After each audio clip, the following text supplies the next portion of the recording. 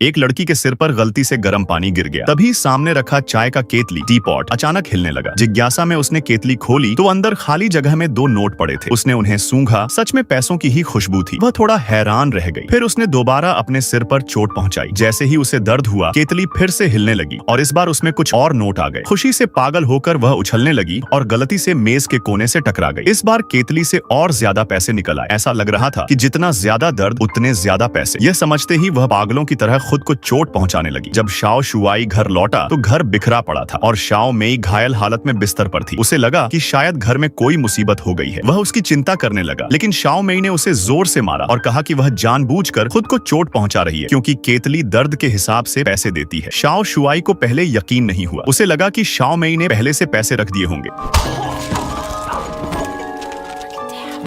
अगले ही पल शाओ मेई ने अपने बाल का एक गुच्छा खींचकर निकाला और केतली से $1 निकल आया। अब शाओ शुआई को थोड़ा विश्वास हुआ, लेकिन वह डर भी गया। उसने पूछा कि यह केतली कहां से आई। अगले दिन वह उसे वापस करने के लिए एंटीक दुकान गया, लेकिन दुकान बंद मिली। मजबूरी में वह घर लौट आया। उसने वादा किया कि जैसे ही वे 10 लाख युआन कमा लेंगे, वे यह सब बंद कर देंगे। इसके बाद दोनों ने खुद को बुरी तरह चोट पहुंचाना शुरू कर दिया। आग से जलाना, पूरे शरीर के बाल नोचना, बिना बेहोशी की दवा के दांत निकलवाना, दर्द भरे टैटू बनवाना वगैरह। जल्दी ही उन्होंने बहुत पैसा कमा लिया। सारे कर्ज चुका दिए, कई गाड़ियां खरीद ली, महंगे कपड़े पहनने लगे। जो दोस्त पहले उन्हें नजरअंदाज करते थे अब उनकी तारीफ करने लगे। लेकिन एक दिन एक अनजान आदमी उनके घर आया और चेतावनी दी कि यह केतली बहुत खतरनाक है और इसे रखने वालों के लिए बदकिस्मती लाती है। लेकिन पैसों के लालच में अंधे हो चुके दोनों ने उसकी बात नहीं मानी और उसे बाहर निकाल दिया। उसी रात 2 रहस्यमयी लोग उनके घर में घुस आए। उन्होंने सारा पैसा लूट लिया और कहा कि यह केतली उनकी दादी की थी, इसलिए यह पैसा उनका हक है। शाओ मेई को बस पैसे की पड़ी थी। उसने केतली उठाई और उनसे लड़ने लगी। झगड़े में केतली जमीन पर गिर गई। अजीब बात यह थी कि जब उनमें से एक उसे उठाने लगा तो दूसरे ने तुरंत रोक दिया, जैसे उसमें कुछ डरावनी बात हो। फिर दोनों बेहोश हो गए और वे लोग भाग गए। होश आने के बाद भी शाओ मेई को कुछ समझ नहीं आया। वह बस फिर से पैसे कमाना चाहती थी, लेकिन अब हल्का दर्द केतली को संतुष्ट नहीं करता था। थोड़े से दर्द पर बहुत कम पैसे निकलते थे, इसलिए शाओ मेई स्कीइंग करने गई और जानबूझकर अपना पैर तुड़वा लिया। शाओ शुआई भी खुद को पिटवाने चला गया। उन्होंने फिर से बहुत पैसा कमाया, लेकिन जैसा कहा जाता है, अगर जान ही नहीं बचेगी तो पैसे का क्या फायदा। जल्दी ही शाओ शुआई फिर से केतली के पास भागा, लेकिन अब शाओ मेई का शरीर और दर्द सहन नहीं कर पा रहा था। तभी वही आदमी दोबारा आया और उन्हें चेतावनी दी कि अगर वे नहीं रुके तो लालच की झील उन्हें बर्बादी की तरफ ले जाएगी। इसी बीच उन्हें एक बात समझ आई। एक दिन जब एक बच्चा गिरकर रोने लगा तो केतली से पैसे निकलने लगे। शाओ मेई को तुरंत समझ आ गया कि सिर्फ खुद का दर्द ही नहीं बल्कि दूसरों का दर्द देखने से भी केतली पैसे उगलती है। इसके बाद वे हर जगह लोगों के दर्द की तलाश करने लगे। जहाँ कोई चोट खाता, टैटू शॉप, अस्पताल के डिलीवरी रूम के बाहर या कहीं भी जहां किसी को तकलीफ हो। जहां दर्द वहां उनका लालच। जल्द ही उनकी तिजोरी नोटों से भर गई। लेकिन इंसान की इच्छाएं कभी खत्म नहीं होती। शाओ मेई का मन फिर भी नहीं भरा। एक दिन वे गाड़ी चला रहे थे। अचानक एक बेघर आदमी सड़क पार करने लगा। शाओ मेई ने ब्रेक लगाने की बजाय उसे टक्कर मारने का सोचा, लेकिन शाओ शुआई ने समय रहते गाड़ी मोड़ दी और हादसा टल गया। इस बात पर दोनों में झगड़ा हो गया। शाओ मेई ने कहा कि गलती उस आदमी की थी। शाओ शुआई ने गुस्से में जवाब दिया, क्या इसलिए उसे मर जाना चाहिए था? झगड़े के बाद शाओ मेई ने दरवाजा पटक दिया। तभी उसने देखा कि केतली फिर से पैसे उगल रही है। उसे समझ आ गया, दूसरों को दुख पहुंचाने से भी पैसे मिलते हैं। अब उसने शाओ शुआई की भावनाओं की परवाह करना छोड़ दिया। वह उसे बुरी बुरी बातें कहने लगी। जितनी ज्यादा तकलीफ उतने ज्यादा पैसे। दोनों घर लौटे और एक दूसरे के दिल के राज खोलने लगे। शाओ मेई ने अपने पति की कमियों का मजाक उड़ाया। केतली से पैसे निकले। शाओ शुआई ने पलटकर अपनी पुरानी प्रेमिका की तस्वीर की बात कही और ज्यादा पैसे निकले। बात बढ़ती गई। आखिर में शाओ मेई ने एक बड़ा राज खोला कि उसने पड़ोसी के साथ गलत रिश्ता रखा था। यह सुनते ही केतली से ढेर सारा पैसा निकल आया, लेकिन शाओ शुआई के दिल में खुशी नहीं थी। धीरे धीरे केतली भी इन सब से संतुष्ट नहीं हो रही थी। तब शाओ मेई ने अगला कदम उठाया, दूसरों की जिंदगी में जहर घोलकर पैसे कमाने का। वह अपनी सहेली के घर गई और उसके पति से झूठ बोला कि उसकी पत्नी ने उनके पालतू कुत्ते को मार दिया। इससे उनके रिश्ते में दरार आ गई। फिर उसने शाओ शुआई के बॉस की पत्नी को उसके पति की गलत तस्वीर दिखा दी। इस तरह एक एक करके रिश्ते टूटते गए और केतली से पैसा निकलता गया। लेकिन फिर एक दिन जब शाओ शुआई घर से बाहर निकला तो केतली से पैसा निकलना बंद हो गया। उनके रिश्ते भी टूट चुके थे। पैसा बढ़ता गया, पर शाओ मेई की लालच अब भी खत्म नहीं हुई थी, क्योंकि उसे एक और बड़ा और खतरनाक राज पता चल चुका था। असल में उसकी बहन का बच्चा उसके जीजा का नहीं था। यह राज अगर जीजा को पता चल जाता तो केतली से बहुत पैसा निकल सकता था। शाओ मेई ने उस वक्त कुछ नहीं कहा, लेकिन घर लौटकर उसे बहुत पछतावा हुआ। उसे लगा कि इतना बड़ा मौका उसने गंवा दिया। इसी सोच के बीच उसके मन में एक और खतरनाक ख्याल आया। उसने सोचा कि अगर वह बुरे लोगों को खत्म करे, जैसे अपराधी या नशा बेचने वाले, तो शायद केतली और ज्यादा पैसा दे। उसके मन में लालच अब पूरी तरह हावी हो चुका था। लेकिन जब वे एक गड्ढा खोदने जा रहे थे तभी शाओ शुआई को होश आया। उसने शाओ मेई को समझाने की कोशिश की, ये अब सिर्फ लालच नहीं, ये हत्या है। तुम खुद शैतान बनती जा रही हो। शाओ मेई ने ठंडे लहजे में कहा, ज्यादा पैसा चाहना बुरा नहीं है। यह सुनकर शाओ शुआई समझ गया कि वह पूरी तरह लालच के अंधेरे में डूब चुकी है। मजबूर होकर वह उसी रहस्यमयी आदमी के पास मदद मांगने गया और उससे केतली ले जाने की गुजारिश की। लेकिन उस आदमी ने कहा, अब बहुत देर हो चुकी है। जब तक शाओ मेई खुद इसे छोड़ने का फैसला नहीं करेगी, ये केतली उसके लालच की वजह से उसे पूरी तरह निगल जाएगी। उस शाम शाओ शुआई खिड़की के पास केतली लेकर बैठा रहा। वह चाहता था कि शाओ मेई सच में इसे छोड़ दे। शाओ मेई ने हाँ तो कह दिया, लेकिन उसकी नजरें अब भी केतली पर ही टिकी थीं। शाओ शुआई की उदासी देखकर वह बेचैन हो उठा। अचानक उसने केतली हाथ में लेकर खिड़की से छलांग लगा दी ताकि शाओ मेई को झटका लगे और वह जाग जाए। सौभाग्य से मंजिल ज्यादा ऊंची नहीं थी, वह सिर्फ बेहोश हुआ। यह घटना शाओ मेई के लिए आंखें खोल देने वाली थी। उसे पहली बार एहसास हुआ कि असली दौलत पैसा नहीं बल्कि अपने प्रिय इंसान की जान और साथ है। दोनों ने मिलकर फैसला किया कि वे केतली हमेशा के लिए छोड़ देंगे। लेकिन उसी रात एक हादसा हो गया। पड़ोसी लाओ वांग ने केतली चुरा ली। दरअसल वह पहले से ही इसका राज जान चुका था। अगले दिन शाओ मेई और शाओ शुआई को डर लगा कि लाओ वांग भी वही गलती दोहराएगा। वे उसे समझाने उसके घर गए कि केतली फेंक दे। लेकिन जैसे ही वे अंदर गए, लाओ वांग ने उन पर बंदूक तान दी। वह उनकी जान के बदले केतली और पैसा चाहता था। उसी समय दो रहस्यमयी लोग घर में घुस आए। अचानक गोलीबारी शुरू हो गई। शाओ शुआई और शाओ मेई सोफे के पीछे छिप गए। लड़ाई के बीच केतली फिर से पागलों की तरह पैसा उगलने लगी। बाहर से गोलियों की आवाज गूंज रही थी। कुछ देर बाद सब शांत हो गया। जब उन्होंने झांक कर देखा तो कमरा नोटों से भरा पड़ा था और चारों लोग गोली लगने से मरे पड़े थे। इस खून खराबे और बर्बादी को देखकर उनके दिल में पहली बार पैसे के लिए कोई चाह नहीं बची। उन्होंने सारे पैसे समेटे, केतली उस रहस्यमयी आदमी को सौंप दी और सारा धन जरूरतमंद लोगों में बांट दिया। इसके बाद दोनों ने सादा लेकिन सच्चा और खुशहाल जीवन जीना शुरू किया। फिल्म के अंत में वह आदमी केतली को समुद्र में फेंक देता है ताकि यह लालच की आग हमेशा के लिए बुझ जाए। अब सोचो, अगर तुम्हारे पास ऐसी केतली होती